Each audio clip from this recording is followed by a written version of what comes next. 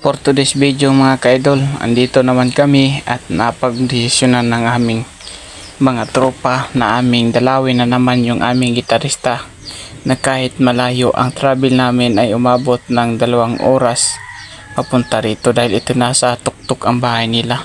Ito nga pala ang kanyang hanap buhay, nag-uuling siya, kitang kita naman sa video natin na ang kanyang kalagayan dito sa bukid.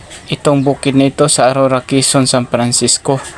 Dito ito sa pinakampasto. Naabot nga pala natin si tatay na naghubad dahil napakainit ng panahon.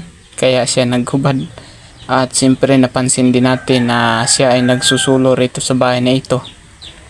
Kaya ang ating ginagawa mga ka-idol, ito ang videohan natin. At kuha natin ng video rin sa paggitara, at siyempre ang aming nadala lamang ay isang pusit dahil wala pa kaming kakayahan naman magdala uli ng mga supplier ng kanyang mga kagamitan sa pangbahay dahil kami ay hindi pa gaano malaki ang sinasahod. Kaya ito mga kaidol ang amin lang nagawa. Ayan, kung napapansin nyo, si tatay ay naglilinis ng pusit at meron siyang bake na inaalagaan nasa ilalim ng silong nila. At saka ang kanyang bahay napaka ganda sana, kaya lang kung napapansin ninyo na ang kanyang bahay ay butas-butas na sa taas. Kitang kita naman natin yung sikat ng araw. Saka ito yung kanyang bahay na gawa sa mga kahoy at napakataas ng angat galing sa lupa.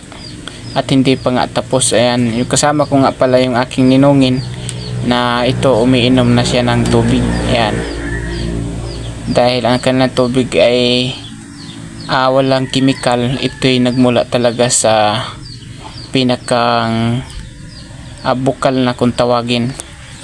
Kaya napatawa dito si Ninong habang kinausap yung matanda na si tatay. At ito nga yung kanyang paligiran. Dito siya nag-uuling. Ang kanyang mga kahoy mga ka-idol, ito yung galing sa mga kung saan nahagilap dahil walang kahoy sa kanila dahil puros naman yan hasikan. Ayan, may mga abuli pa na pang-atop dun sa taas ng kanyang bahay. Ayan napapansin nyo, butas-butas naman ang kanyang bahay. Kaya balak sana namin tulungan, kaya lang wala kaming kakayahan. Kaya ito lang yung pinakang ginawa namin, kaya sinama namin sa aming video para sa ganon kung sakaling mag-viral siya, may babalik namin ang magiging kita ng kanyang video para sa kanya.